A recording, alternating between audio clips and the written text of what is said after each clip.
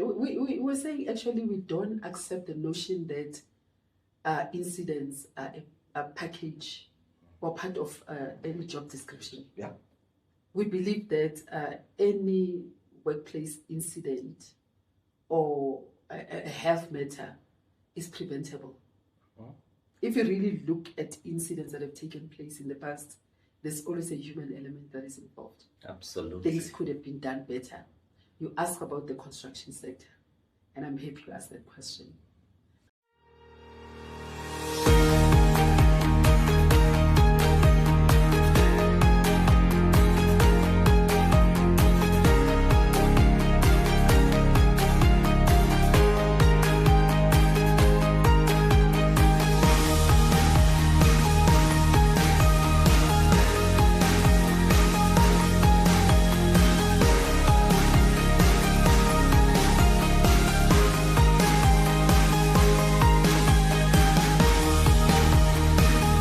At Dell Podcast, your auditory experience on employment and labor news.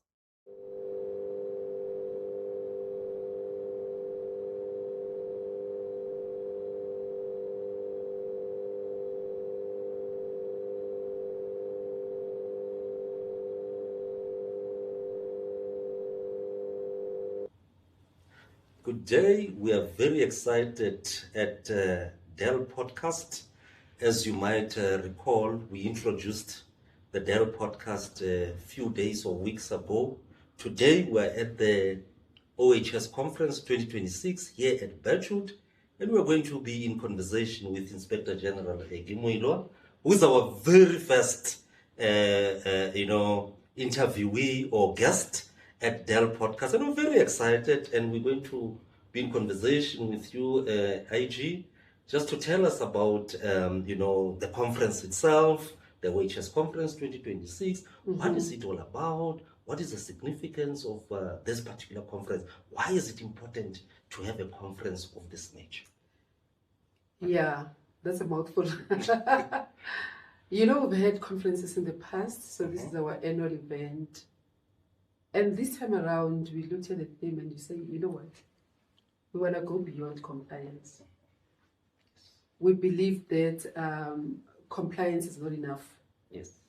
To prevent workplace health and safety.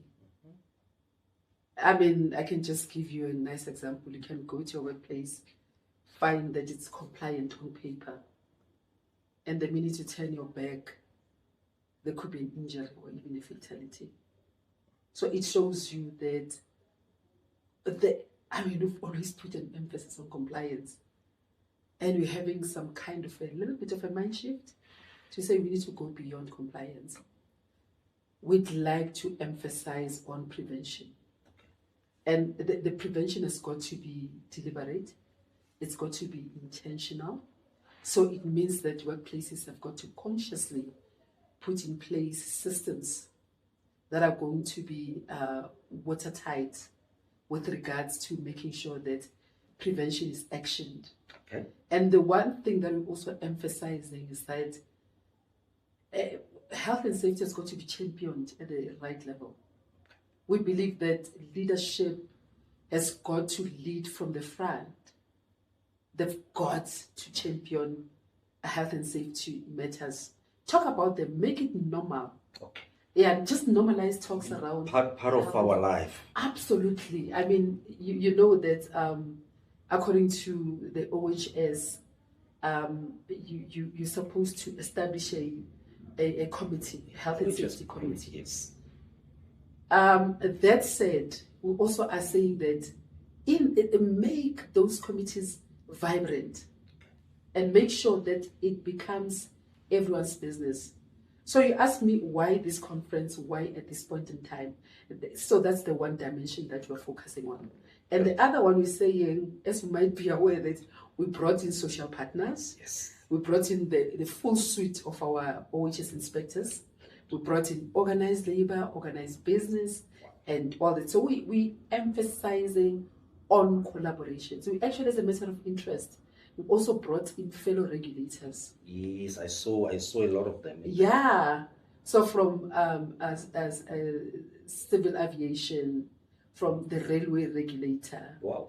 maritime, so all those regulators, because we've noticed that there isn't as much coherence as we'd want to be in the space of regulating occupational health and safety. In actual It's fact, fragmented, it's all over. yeah. So then we need a conversion point. Okay.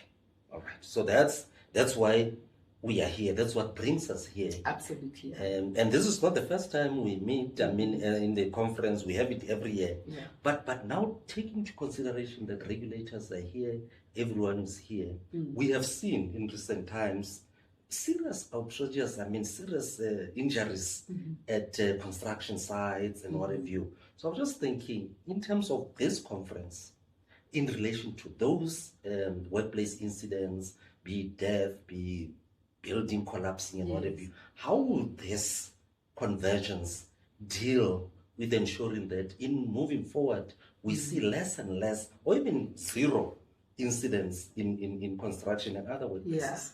Yeah. We were saying actually we don't accept the notion that incidents are a package or part of any job description. Yeah. We believe that any workplace incident or a health matter is preventable. If you really look at incidents that have taken place in the past, there's always a human element that is involved. Absolutely. Things could have been done better. You ask about the construction sector, and I'm happy you asked that question.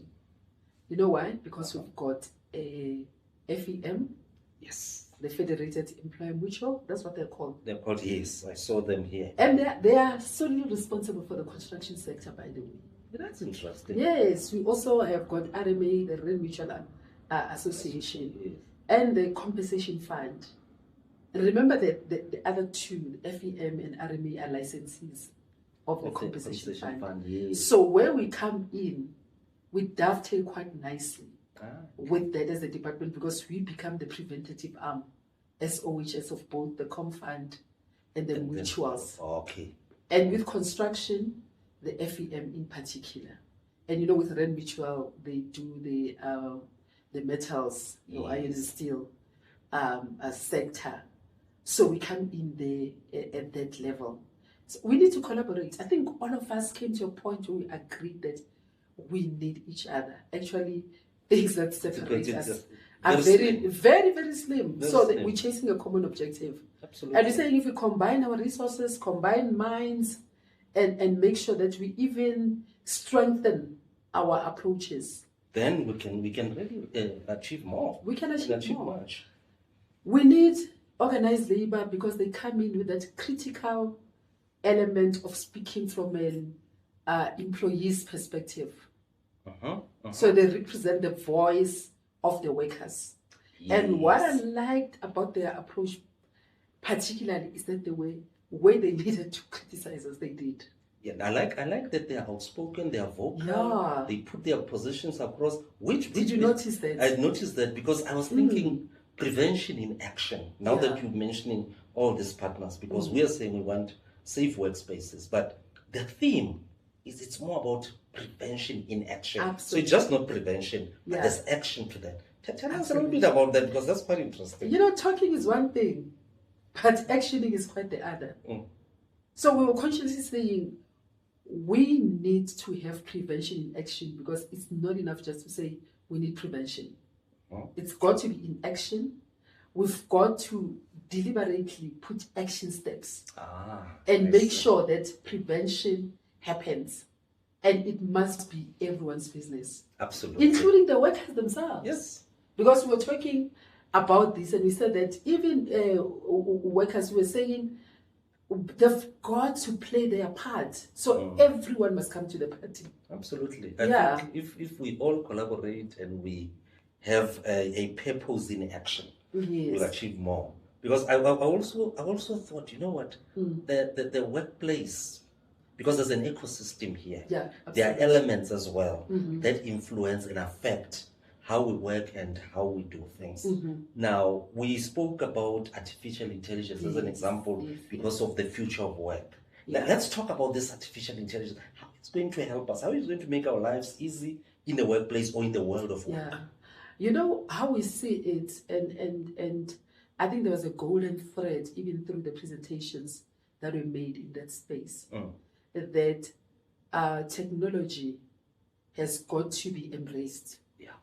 We live in an ever-evolving a world. Absolutely. And we cannot wish away technology. We've got to take advantage. Especially in the 21st century. Absolutely. The technology is here. It's here to stay.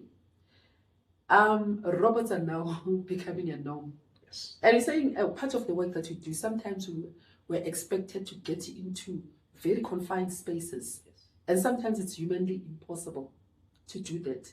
But then you've got robots that you can just program. They just go in, collect live data, and bring in valuable information. Absolutely. You can use drones, for instance, to reach areas that are far flung. More often than not, there are workplaces that sometimes refuse us entry. Yes, I mean, you can survey the environment through a drone. Absolutely, you can. You can, and as you know, that sometimes you do these high joint, high impact inspections, and sometimes you see people running away, and if you don't have a drone, we can't even tell who's gone where. So no evidence can be gathered in Absolutely. real time. Absolutely. Okay. So technology assists us with research, gathering information, and actually one of the topics as well was strategic research. That's interesting. It's actually also part of our the OHS strategy that we launched last year, where we spoke about the importance of gathering information. Because the beauty of statistics is that it gives you more information, and with more information you're able to plan better. Exactly. We are able to come up with strategies that are going to go straight to where the problems are. Yeah. Because I've seen that you also deal with preventative inspections. Where you teach people responsibility of an employer, of workers. So I think that for me works better. And that reminds me, some time ago you launched the OHS lab, and I'm thinking in terms of artificial intelligence, in terms of technology. You know, I think that there's something that is going to go well there. I don't know if there's a significance in terms of the instruments or the tools that are artificial intelligence inclined that we use. Maybe you can just elaborate a little bit on that. You know, I'm happy that you spoke about the lab, the health and hygiene lab that we launched. And I'm sure you noticed that we had exhibitions also. At the back, yes. We had a number of exhibitions. Our very own health and hygiene unit also had their own exhibition. I saw that. I was quite excited to see that. Quite exciting. I mean, what that does is to bring into life some of the things that we do. Exactly. And it really helps us to drive the point home. Absolutely. To say, you spoke about us being more focused, less reactive, and more proactive. And sometimes it's things that we talk about, we are aware of those things, but we hardly ever hold each other responsible. That's a bit, yes. So the fact that we are collaborating and we bring in stakeholders from all over the show, you know, organized labor, organized business don't play games. They hold us responsible. No. You can see in the articulation. Absolutely. Did you hear one mention that, you know, actually, I don't see you attacking government departments, the buildings, the way you do buildings out there. Yes, as if we're targeting. Absolutely. And we had to come in and say, actually, nothing could be further from the truth. Yes. There are times when we close our very own offices. Absolutely. Can give an example. The Klerksdorp Labour Centre has been closed for. Yes. I think this is the third year. Yes. At some point, we closed Durban Labour Centre. Absolutely. In Mpumalanga, at some point, we closed the Nelspruit Labour Centre. The list can go on and on.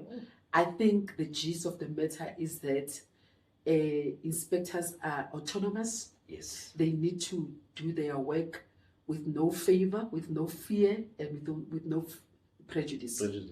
Yes. So the department and government is where you find workers. Those are workplaces as well. So compliance is everyone's business. Compliance and chooses no one. Everyone's business, and we're saying let's go beyond compliance. Absolutely. I had the DM also. He was quite excited about the whole cohort of 600 plus of OHS inspectors. And he was explaining to say, you also learned that an OHS inspector has got the latitude either to prohibit or not to prohibit. Yeah. If a building or a place is prohibited, Yeah. the only person that can leave that prohibition order or notice is an OHS inspector. Absolutely. Now, that for me is significant. And I think our viewers need to understand how does that work and what gives them this particular authority. Because it's not even power, it's actually authority. Remember, their powers are regulated.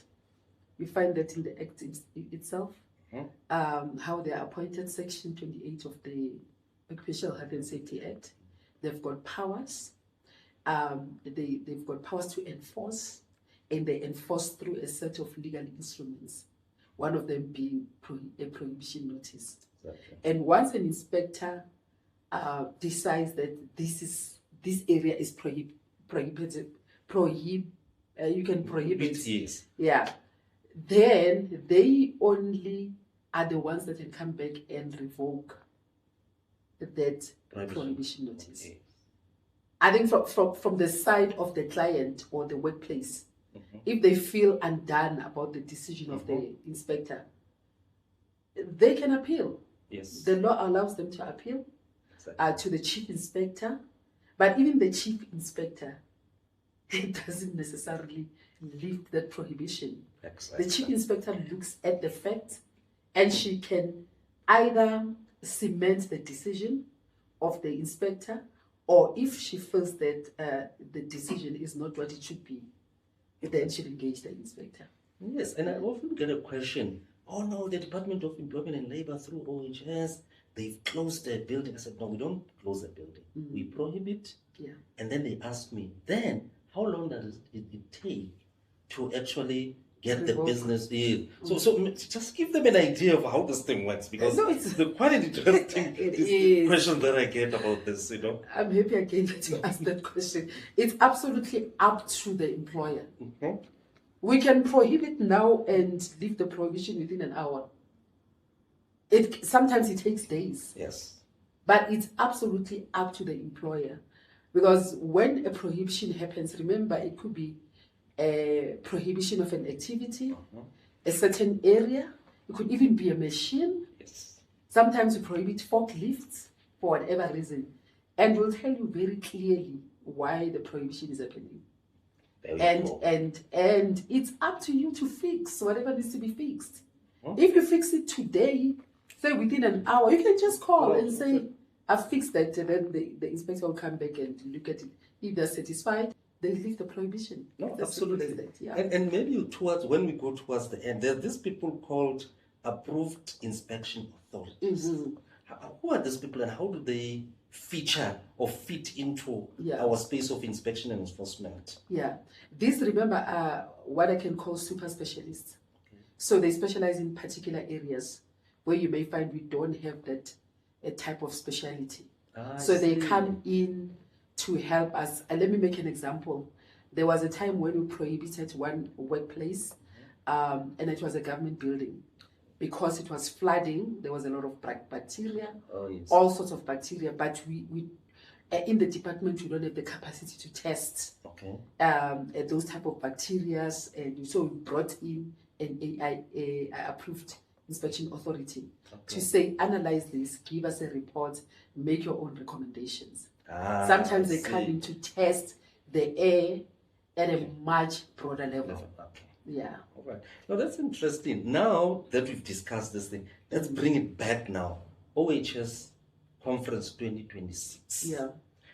There are these interactions. There are these partners. Yeah. There are these people who are actually engaging. These OHS inspectors. Now, 2026, 2027, 2028. Now that we've discussed, we've engaged, we've got these international perspectives, we've got organized labor, business, specialists, and all that. How do we then look at 2026, projecting maybe to 2027? What have we learned from this particular conference that will assist us to have a better 2027, 2028 in terms of workplace safety and health? For me, if I was to single out, it's many things, but if I was to single out one thing, it is that the workplace is ever evolving. The traditional workplace as we know it is slowly changing. Absolutely. We're talking now platform economy, gig economy, where workplaces have become, homes have become workplaces, for instance. Cars are also, in a way, workplaces. Sometimes pavements are workplaces. And we've got the informal economy. Some of us go to restaurants to hook into Wi-Fi's and we work in there. Absolutely. Everywhere is work. You are working at that point in time. But now it begs the question, how far do our laws go? I mean, you probably know of incidents where somebody who's taking advantage of hybridization of the workplace is working from home, and they fall, they get an injury. Are they covered? There's a gray area there. Because they're at home, and the coverage, especially from the court perspective, although there's an element of OHS there, there needs to be an investigation that needs to take place. I see. So the area is really gray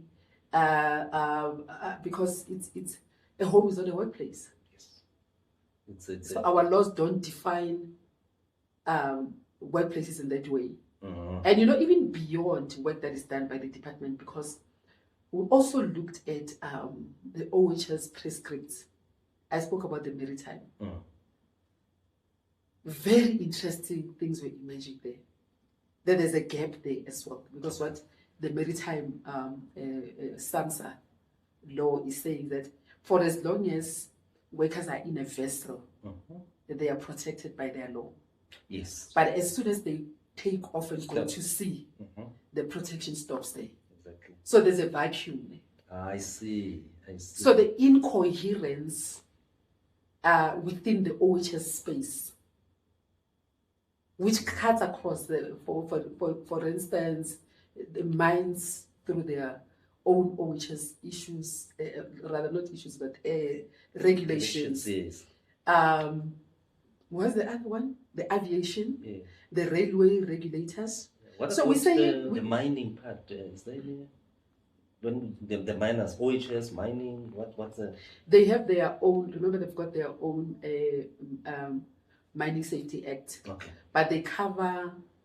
My understanding is that they cover certain contracted diseases such as tuberculosis, silicosis, that has been contracted from the mines. I see. And occupational issues, health and safety issues linked to the mine, and that is why we don't have jurisdiction there. I just thought of that one quickly. But then again, because we had a global presence, the colleague from ILO was saying, but South Africa, if you were to be asked a question, what is the status of compliance with OHS in the country? Generally, what would you say? Because looking at OHS, it touches more than one government department. So we saw that there's a need for us to really bring everyone on board. And let's have these conversations.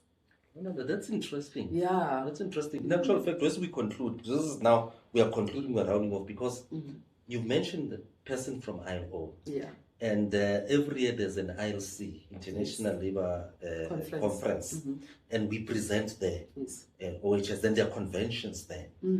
South Africa, insofar as ILO conventions, where do we stand? Are we warm? Are we cold? In terms of implementation? We're more on the warm part. We've ratified almost all the fundamental conventions. We subscribe to some recommendations. We report on a regular basis. As a matter of fact, last year, we played a very significant role in the biological health hazards. Yes. In terms of the convention that was adopted and the supporting recommendation. Actually, one of our own was presenting at the global stage. Absolutely. And the convention was then endorsed and the recommendations themselves. So we are role players, big role players. We've got a tripartite arrangement. And as you know, even in this conference, we brought in the tripartite setup, Yes, which is emphasized upon in the ILO. So business was here, labor was here. They offered messages of support, but beyond that, they also critiqued, like I was saying, certain parts, and they offered advice. Absolutely. As people that make opinions about us and this services that we render. Good. So yeah, Good. Yeah. I think that brings us to very beautiful. I mean, I can talk up until I don't know when I talk to you. This is very, very interesting. We've had it. This is OHS conference 2026. You heard all about it here at Dell Podcast. I think we'll get to invite the Inspector General Aggy Moiloa again, so that we can talk more about inspection and enforcement services. There's a lot of facets in IES, or inspection and enforcement. Today we're talking Occupational Health and Safety Conference and some of the salient issues. But thank you very much, IG, for being our very, very fast guest. We're very, very excited about. We invite you again. And ladies and gentlemen, our followers, our viewers, keep on following us on our social media platforms and especially on our YouTube channel. For now, until we meet again.